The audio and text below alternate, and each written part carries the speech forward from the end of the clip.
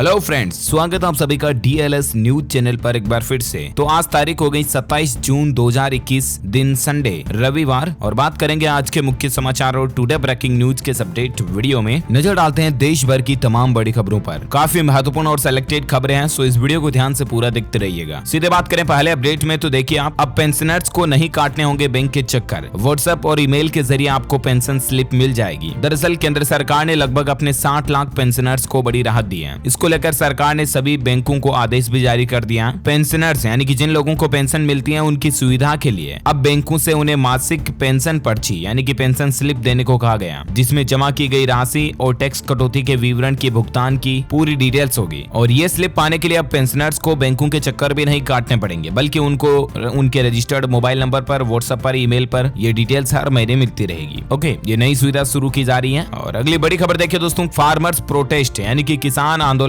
और तेज होता जा रहा। देखिए कल ही किसानों ने एक बार फिर से अपने आंदोलन को तेज किया। चंडीगढ़ में 7 किलोमीटर अंदर घुसे पंजाब के हजारों किसान बैरिकेड्स तोड़ने पर पुलिस ने उनके ऊपर पानी वगैरह की बौछार भी की है। कुछ तस्वीरें और वीडियो फुटेज भी आप देख सकते हैं। वहीं इसी बीच किसानों के नेता राकेश टिकैत का कहना है कि जुलाई में 2 और रैलियां होगी। उन्होंने कहा कि सरकार बिना ट्रैक्टर के मानती ही नहीं है, यानी कि उनको ट्रैक्टर रैली करनी ही पड़ती है। आपको बता दूं, केंद्र सरकार के तीनों कृषि कानूनों के खिलाफ किसान भाई लोग जो हैं, मुख्य तौर पर पंजाब, हरियाणा और पश्चिम उत्तर प्रदेश के किसान लगभग पिछले 6-7 महीनों से अपना आंदोलन कर रहे हैं। 7 महीने इस आंदोलन को पूरा हो चुके हैं और इसी मौके पर किसानों ने कृषि बचाओ लोकतंत्र बचाओ दिवस के रूप में एक बार फिर से अपने आंदोलन को तेज किया था कल से ही। वहीं इधर मध्य प्रदेश में भी किसान आंदोलन और ज्यादा उग्र हुआ। किसानों के नेता बोले कि जब तक कृषि कानून वापस नहीं होंगे तब तक आंदोलन तो ये रुकने वाला है नहीं। किसानों ने उपराज्यपाल को ज्ञापन भी सौंपा और राकेश टिकैत का ऐलान निकल कर आ रहा कि अगले महीने 2 और ट्रैक्टर रैलियां करेंगे हम। उन्होंने कहा कि 9 और 24 जुलाई को भी ट्रैक्टर रैलियों का आयोजन किया जाएगा। चलिए अगली बड़ी खबर देखिए दोस्तों, भारत के प्रधानमंत्री नरेंद्र मोदी ने वैक्सीनेशन प्रोग्राम को लेकर उच्च अधिकारियों के साथ एक हाई लेवल मीटिंग की और उन्होंने कहा कि राज्यों में कुछ भी हो जाए टेस्टिंग कम नहीं होनी चाहिए। अब देश में कोरोना की दूसरी लहर की रफ्तार धीरे धीरे कम हो रही है और साथ ही गाँव से लेकर शहर तक टीकाकरण यानी कि वैक्सीनेशन में भी तेजी आ रही है। और इसी वैक्सीनेशन को लेकर कल शाम को ही प्रधानमंत्री ने उच्च स्तरीय एक बैठक की और इस बैठक में पीएम मोदी ने वीडियो कॉन्फ्रेंसिंग के जरिए कोविड-19 के टीकाकरण अभियान की प्रगति और तीसरी लहर पर चर्चा की। इस बैठक में पीएमओ के अधिकारी और स्वास्थ्य सचिव भी मौजूद रहे और साथ ही डेल्टा वेरिएंट को लेकर भी चर्चा हुई। डेल्टा वेरिएंट भारत के कई राज्यों में पसार चुका अपने पैर। राजस्थान सहित तकरीबन 12 राज्यों में जो डेल्टा वेरिएंट के केस पाए गए हैं। मैं आपको आगे कोरोना अपडेट्स में और ज्यादा जानकारी बताऊंगा इसके बारे में। और बाकी देखिए दोस्तों, टीकाकरण अभियान पर जो पीएम मोदी की बैठक हुई उसमें हर एक बात का जायजा लिया। पीएम मोदी ने अपडेट लिया। भारत में 6 दिन में 3.7 करोड़ खुराकें जो है वैक्सीन की लगवाई गई है और प्रधानमंत्री ने टीकाकरण की इस बढ़ती गति पर संतोष भी व्यक्त किया। आपको पता होगा 21 जून से ही योग दिवस से ही हमारे देश में टीकाकरण की जो नई नीति लागू की गई है, उसके बाद से ही हमारे देश में नंबर ऑफ वैक्सीन यानी कि टीका लगाने की संख्या में भारी बढ़ोतरी हुई। तो एक अच्छी पहल है ना। अच्छा अगली खबर देखिए, अब 1 जुलाई को कारगिल और लद्दाख की पार्टियों से केंद्र सरकार की मुलाकात होगी, क्योंकि जम्मू कश्मीर के दलों से तो ऑलरेडी पीएम सरकार मुलाकात कर चुकी है। आपको पता होगा 5 अगस्त 2019 को जम्मू कश्मीर से अनुच्छेद 370 के अधिकांश प्रावधान हटा दिए गए थे और इसके बाद से राज्य को 2 केंद्र शासित प्रदेशों में बांट दिया गया। और अब ऐसे में सरकार ने यही प्लान बनाया कि 1 जुलाई को कारगिल और लद्दाख के सभी दलों और सिविल सोसाइटी के सदस्यों को न्योता दिया है और जम्मू कश्मीर की सभी पार्टियों के साथ बातचीत करने के बाद अब पीएम मोदी इन पार्टियों से बातचीत करेंगे। देखते हैं क्या निर्णय वगैरह आते हैं, मैं आपको अपडेट बताता रहूंगा। फिलहाल देखिए अगली खबर जो आपके आम जीवन में बहुत काम आने वाली है। दोस्तों बहुत बार ऐसा होता है ना कि दुकानदार हमें कोई सामान एक्सपायर दे देता है और फिर जब हम उसे वापस रिटर्न करने की बोलते हैं तब वो वापस लेता भी नहीं है और उल्टा नाटक करता है। ऐसा अगर आपके साथ भी हो जाए, कोई दुकानदार आपको गलत सामान दे दे, एक्सपायर्ड सामान दे दे जिसकी तारीख निकल चुकी है, तो आप इन नंबरों पर फोन कर सकते हैं और तुरंत उसकी कंप्लेंट दर्ज करा सकते हैं। इसको लेकर सरकार ने एक हेल्पलाइन नंबर जारी किया है। नंबर आप स्क्रीन पर देख पा रहे। अगर कोई भी दुकानदार आपके साथ किसी भी तरह की फ्रॉड, जालसाजी, धोखेबाजी करता ना, तो तुरंत आप ये नंबर डायल करें। इन नंबर को आप अपने फोन में सेव करके ही रख लें। टोल फ्री नंबर है 1800114000। इस नंबर पर भी कॉल कर सकते हैं या 14404। इस नंबर पर भी कॉल करके आप किसी दुकानदार, सर्विस प्रोवाइडर या फिर किसी डीलर की शिकायत कर सकते हैं, या आप इन नंबरों पर मैसेज भी कर सकते हैं 8130009809। इस नंबर पर मैसेज भी कर सकते हैं। मैसेज करने के बाद आपको एक आगे से कॉल आएगा और तब आप अपनी कंप्लेंट दर्ज करा सकते हैं। ऑनलाइन इसको लेकर पोर्टल भी है, consumerhelpline.gov.in पर जाकर के आप ऑनलाइन कंप्लेंट भी रजिस्टर कर सकते हैं। ओके, ये आपके अधिकार हैं, इसलिए इन बातों को जरूर ध्यान रखा कीजिएगा जिंदगी में। ओके, और चलिए फिलहाल बात करें अपन अगली बड़ी खबर। देखिए दोस्तों, मध्य प्रदेश राज्य में एक नया नियम लागू हो चुका है और जमीन खरीदने या बेचने में अब गड़बड़ी या धोखाधड़ी का कोई भी डर नहीं होगा। दरअसल मध्य प्रदेश में अब जमीनों की खरीद बेच में यानी कि लेन देन में होने वाले फ्रॉड पर लगाम लग सकेगी। बात कुछ यूं है कि कोई भी खरीदार जमीन खरीदने के पहले ये जान सकेगा कि उस जमीन पर कोई विवाद तो नहीं चल रहा। किसी न्यायालय में अगर उस जमीन पर कोई प्रकरण चल रहा है तो उसका पता उसको पहले से ही चल जाएगा। राज्य सरकार इस तरह का एक मॉडल विकसित कर रही है और मध्य प्रदेश के पूरे राज्य में सभी जमीनों को लेकर एक टैग लगाया जाएगा। अगर किसी जमीन पर कोई फ्रॉड चल रहा, मतलब पहले से कोई विवाद चल रहा है, कोर्ट में कोई उसका प्रकरण चल रहा है, तो उस जमीन को गलती से आपको कोई बेच नहीं दे। इसलिए आप राजस्व विभाग के पोर्टल पर ऑनलाइन ही उसका स्टेटस अब चेक कर पाओगे। तो ये डेटा मतलब सब कुछ ऑनलाइन किया जा रहा है एमपी में। ओके, और अगली खबर देखिए दोस्तों, बड़े ही चौंका देने वाली न्यूज है कि गलती से लीक हुई 4000 पेज की यूएन रिपोर्ट से सनसनी फैल गई है। 2050 में महाप्रलय का दावा किया जा रहा है और इस दरमियान मारे जाएंगे करोड़ों लोग। जी हाँ, ये खबर मैं आपको बता रहा हूँ। हो सकता है आप में से कई सारे भाई बहन ये सोचेंगे कि मैं अफवाह फैला रहा हूँ या भ्रम फैला रहा हूँ, लोगों को डरा रहा हूँ, तो मेरा ऐसा कोई इंटेंशन नहीं है। आप कई बड़ी बड़ी न्यूज मीडिया प्रसारण के ऊपर ये खबर देख पाएंगे आज। दरअसल बात कुछ यूं है दोस्तों की मीडिया रिपोर्ट्स के मुताबिक यूएन की एक रिपोर्ट जो है ना वो गलती से लीक हो गई और इस रिपोर्ट में ये दावा किया जा रहा है कि अभी बुरा समय आने और भी बाकी है। 2050 में जब बुरा समय आएगा तब भूख और भीषण गर्मी की वजह से धरती के करोड़ों लोग मौत के मुंह में समा जाएंगे। भले ही अभी दोस्तों कोरोना वायरस की महामारी चल रही हो और इस महामारी ने दुनिया में लोगों के होश उड़ा रखे हो, लाखों लोगों की भले ही इस कोरोना ने जान ले ली हो, लेकिन 2050 का समय जब आएगा ना वो मानव के लिए सबसे बुरा साल होगा। उस साल ऐसी तबाही आएगी कि धरती से करोड़ों लोग उठ जाएंगे। दरअसल यूएन की एक रिपोर्ट जो कि लीक हुई है उसमें लिख रखा है कि 2050 तक लाखों लोग भूखमरी के शिकार हो जाएंगे। ऐसा उस समय पड़े सूखे की वजह से होगा, यानी कि अकाल पड़ जाएगा। इसके अलावा कई ग्लेशियर्स तेजी से पिघलेंगे, ग्लोबल वार्मिंग बढ़ेगी। अभी तापमान एवरेज 5 डिग्री फ़ारेनहाइट तक बढ़ रहा है। ऐसे में 2050 में महाप्रलय मच जाएगी। पर्यावरण में आए कई बदलावों को इंसान झेल नहीं पाएगा और नतीजा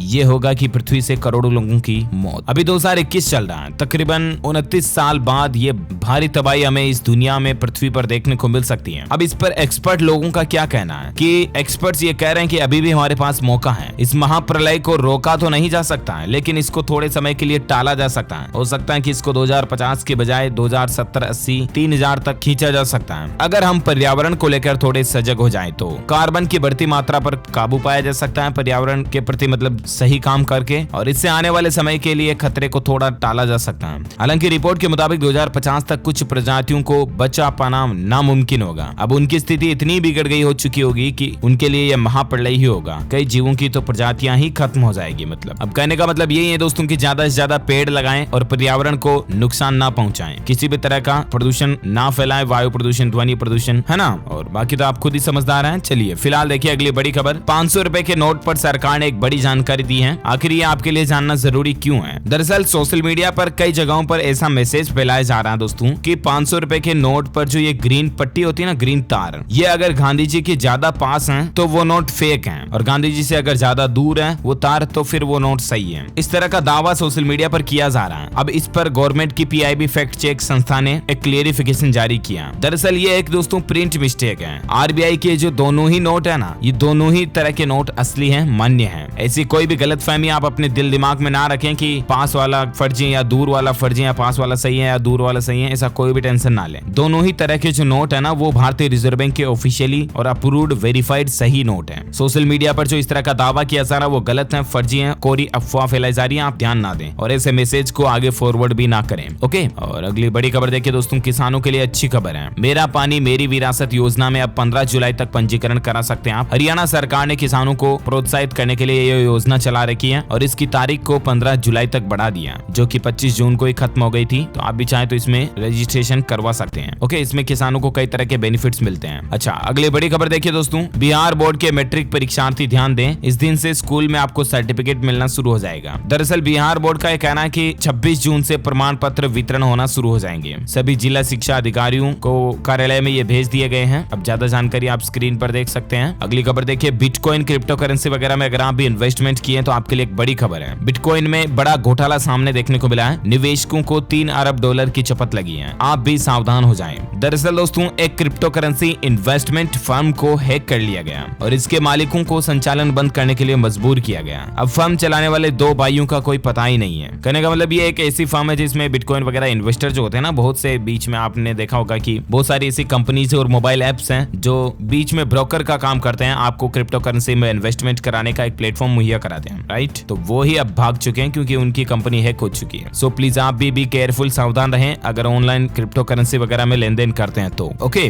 और अगली खबर देखिए, तमिलनाडु सरकार ने 12वीं के रिजल्ट के लिए मूल्यांकन फॉर्मूले की घोषणा कर दी है। और इस मूल्यांकन फॉर्मूले से जो कोई छात्र अगर असंतुष्ट होंगे तो अगर वे चाहे तो 12वीं की लिखित परीक्षा में उन्हें बैठने का मौका भी दिया जाएगा। बाकी दोस्तों 12वीं का जो रिजल्ट है ना वो किस आधार पर आएगा, इसको लेकर स्ट्रक्चर जारी किया गया है। तमिलनाडु बोर्ड का 12वीं का जो रिजल्ट होगा ना वो 10वीं 11वीं की परफॉर्मेंस के आधार पर तैयार किया जाएगा। 50% मार्क्स तो आपको 10वीं बोर्ड की परीक्षा के रिजल्ट से मिलेंगे। 11वीं में लिखित परीक्षा के आधार पर प्राप्त अंकों से आपको 20% मार्क्स मिलेंगे। 12वीं के प्रैक्टिकल और इंटरनल असेसमेंट के जरिए आपको 30% मार्क्स मिलेंगे। हालांकि रिजल्ट कब अनाउंस होगा इसका अभी तक कोई अपडेट नहीं है। बाकी हाल ही में आपको पता होगा सुप्रीम कोर्ट ने आदेश दिया, उसके मुताबिक 31 जुलाई तक रिजल्ट आ जाना चाहिए। ओके, अगले अपडेट में बात करें दोस्तों आज के मौसम समाचार को लेकर कुछ महत्वपूर्ण जानकारी मैं आपके साथ शेयर करना चाहूंगा। देखिए आप, बिहार में बाढ़ का कहर बढ़ रहा है। 9000 से ज्यादा लोग सुरक्षित स्थानों पर भेजे गए। अगले 72 घंटे बिहार राज्य में और भी खतरे का अलर्ट जारी किया गया। वहीं बड़ी खबर देखिए, मौसम का मिजाज अब बदल रहा है। तेज हवाओं के साथ बिहार के कई हिस्सों में बारिश की संभावना जारी की गई है। जहां कई राज्यों में दोस्तों भारी बारिश की चेतावनी जारी की गई है। राजधानी दिल्ली सहित किन किन राज्यों में बारिश हो सकती है, तो संपूर्ण भारत का आज 27 जून 2021 का मौसम पूर्वानुमान आखिर क्या कहता है आपको बता दूं। अगले 24 से 48 घंटों के दौरान पूर्वी उत्तर प्रदेश, बिहार के कुछ हिस्सों में, झारखंड, पश्चिम बंगाल, उड़ीसा, तेलंगाना, अंडमान निकोबार द्वीप समूह और साथ ही पूर्वोत्तर भारत, तटीय कर्नाटक, कोंकण, गोवा, मध्य प्रदेश, छत्तीसगढ़, पश्चिमी हिमालय, दक्षिण पूर्व राजस्थान, गुजरात में हल्के मध्यम बारिश आपको देखने को मिल सकती है। वहीं पंजाब, हरियाणा, दिल्ली, उत्तरी राजस्थान और पश्चिमी उत्तर प्रदेश के कुछ हिस्सों में बारिश से धूल भरी आंधी भी चल सकती है। ओके, तो ये रहा अगले 24 से 48 घंटों के दौरान का वेदर न्यूज अलर्ट। और आइए दोस्तों आप नजर डालते हैं आज के पेट्रोल, डीजल, सोना चांदी के रेट पर। तो देखिए आज फिर पेट्रोल डीजल के दाम बढ़े हैं। कई देश के बड़े शहरों में दोस्तों पेट्रोल 100 रुपए के पार पहुंच चुका है। और जहां पहले 12-13 शहर थे, वहां अब देश के लगभग 15 ऐसे राज्य बन चुके हैं जहां पेट्रोल डीजल 100 रुपए के पार हो चुका है। पहले 12-13 राज्यों में ही था, अब 15 राज्यों में पेट्रोल के रेट जो है 100 रुपए के पार पहुंच चुके हैं कई शहरों में। मतलब तो महंगाई कितनी बढ़ रही है। और सोने चांदी के रेट को लेकर बात करें तो इस सप्ताह फिर सोने चांदी की चमक कम देखने को मिली, फीकी हुई है। देखिए मतलब अभी क्योंकि आज तो संडे है तो कमोडिटी मार्केट ऑफ है, तो इसलिए साप्ताहिक रेट में आपको बता देता हूँ। सोना जून की शुरुआत में 49,822 रुपए प्रति 10 ग्राम था, जो 26 जून तक 47,205 रुपए ही प्रति 10 ग्राम के रह गए, यानी कि लगभग 2,000 रुपए से भी ज्यादा की गिरावट देखी गई सोने में इस महीने। चांदी की बात करें तो चांदी 72,428 पर थी महीने की शुरुआत में, और अभी चांदी चल रही है 68,467। तो चांदी में भी बड़ी गिरावट देखने को मिली है। अगर आप भी दोस्तों ज्वेलरी वगैरह खरीदने की प्लानिंग कर रहे हैं तो अभी खरीद सकते हैं, ये बहुत अच्छा समय चल रहा है। ओके, और अब अपन नजर डालते हैं देश में कोरोना वायरस से संबंधित कुछ बड़ी खबरों में। देखिए दोस्तों, महाराष्ट्र और उड़ीसा के बाद अब राजस्थान में भी कोरोना का डेल्टा प्लस वेरिएंट मिल चुका है। और डेल्टा प्लस वेरिएंट मिलने के बाद राजस्थान के चिकित्सा विभाग को चौकन्ना रहने के निर्देश भी दिए गए हैं सरकार की तरफ से। वहीं इस वेरिएंट को लेकर आईसीएमआर के पूर्व वैज्ञानिक रमन गंगा खेडकर बोले कि डेल्टा वेरिएंट बहुत फैला और इसीलिए डेल्टा प्लस भी बहुत ज्यादा गंभीर है, क्योंकि जो कोरोना का सिंपल डेल्टा वेरिएंट था ना वो भी बहुत ज्यादा संक्रामक था और काफी फैला था। ये तो डेल्टा प्लस वेरिएंट है, तो बहुत ज्यादा सतर्क रहने की जरूरत है इसको लेकर। अभी तक के रिकॉर्ड के मुताबिक दोस्तों ये डेल्टा प्लस वेरिएंट जो है कुल 12 राज्यों तक पहुंच चुका है। इसके 51 केस लगभग मिल चुके हैं 12 राज्यों में, मध्य प्रदेश, पंजाब, गुजरात, केरल, आंध्र प्रदेश, तमिलनाडु, जम्मू कश्मीर, उड़ीसा, राजस्थान और कर्नाटक। इन राज्यों में डेल्टा प्लस वेरिएंट के केस पाए गए हैं। अब तक 51 मामलों का पता चला। ओके,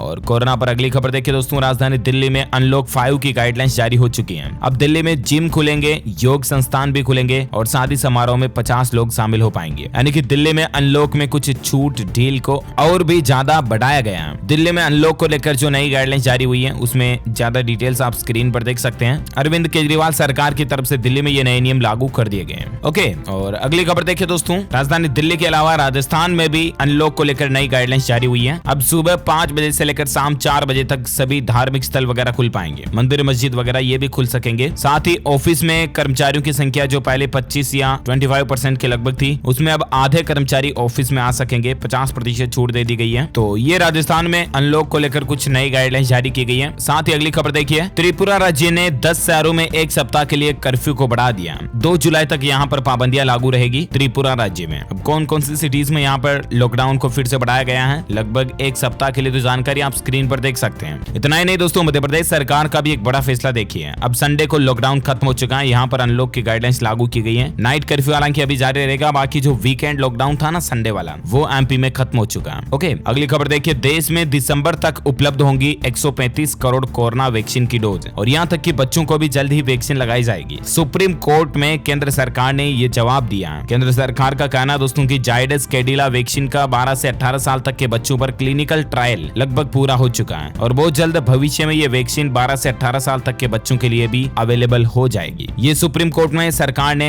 एफिडेविट के तौर पर हलफनामा दाखिल किया है, जो कि अच्छी पहल है वाकई में। अच्छा, भारत में आज के ताजा कोरोना डेटा यानी कि आंकड़ों की बात करें तो पिछले 24 घंटों के दौरान 49,701 नए कोरोना के मामले देखे गए, जबकि 1255 लोगों की 24 घंटों में मौत हुई। उसके बाद अभी भारत में मरने वालों की कुल संख्या का आंकड़ा 3,95,780 तक पहुंच चुका है। भारत में अभी एक्टिव केस की संख्या 5,81,000 से भी ज्यादा चल रही है। ओके, तो ये तो रहा आज का ताजा कोविड डेटा और आइए अब नजर डालते हैं दोस्तों देश से जुड़ी कुछ और बड़ी खबरों में। देखिए आप अपडेट, बिहार के हर जिले में लगेगी बायोप्लास्टिक प्रोडक्ट की मैन्युफैक्चरिंग यूनिट। बिहार सरकार ने इस साल के अंत तक यानी कि दिसंबर 2021 तक सिंगल यूज प्लास्टिक पर हर तरह की पाबंदी लगाने की अधिसूचना पिछले सप्ताह ही जारी की है और इसको लेकर अब नई प्लानिंग ये बन रही है सरकार की कि बिहार के राज्य में हर जिले में बायोप्लास्टिक प्रोडक्ट की मैन्युफैक्चरिंग यूनिट लगाई जाएगी, जिससे कि इस प्लास्टिक के वेस्टेज को काम में लिया जा सके, है ना। अच्छा, अगली खबर देखिए, फ्रांस के राफेल ने बनाया नया रिकॉर्ड, बिना रुके 12 घंटे तक उड़ा और 17,000 किलोमीटर की दूरी तय की। राफेल लड़ाकू विमान की क्षमता कितनी है इसकी टेस्टिंग की गई, तो ये 12 घंटे तक बिना रुके कंटिन्यू उड़ता रहा। ओके, अगली खबर देखिए दोस्तों, हरियाणा में बेरोजगार युवक 30 जून तक कर सकते हैं वन टाइम रजिस्ट्रेशन। दरअसल हरियाणा कर्मचारी चयन आयोग की ओर से सरकारी नौकरियों के लिए वन टाइम रजिस्ट्रेशन के आवेदन की तिथि को बढ़ाकर 30 जून कर दिया और कोरोना काल के कारण ये समय आगे बढ़ाया गया है। तो अगर आपने अभी तक भी रजिस्ट्रेशन नहीं किया ना, तो हरियाणा राज्य में OTR कर ले जरूर। ओके, अगली खबर देखिए, चीन से तनाव के बीच आज लेह जाएंगे राजनाथ सिंह, पूर्वी लद्दाख में सुरक्षा का जायजा भी लेंगे। रक्षा मंत्री राजनाथ सिंह जो है रविवार को लेह लद्दाख के दौरे पर जा रहे हैं। वे पूर्वी लद्दाख में सेना की तैयारी और सुरक्षा स्थितियों का जायजा लेंगे। इस दौरे के दौरान वे BRO द्वारा बनाई गई सड़कों पर ब्रिज का उद्घाटन भी करने जा रहे हैं। तो ये कुछ प्लानिंग चल रही है। और साथ ही अगली खबर देखिए आप, टेक्नोलॉजी को लेकर अच्छी खबर है। अब ट्विटर के यूजर्स गूगल से भी अपना अकाउंट साइन इन कर पाएंगे, यानी कि कई जगहों पर लिखा होता ना कि log in from Google, log in from Facebook, log in from Twitter, तो ट्विटर पर अब आपको log in from Google account से लॉग इन करने की, साइन अप करने की सुविधा मिलेगी। ओके, और इंडियन इकोनॉमी को लेकर एक अच्छी खबर देखिए दोस्तों, चालू वित्त वर्ष में 8.4 से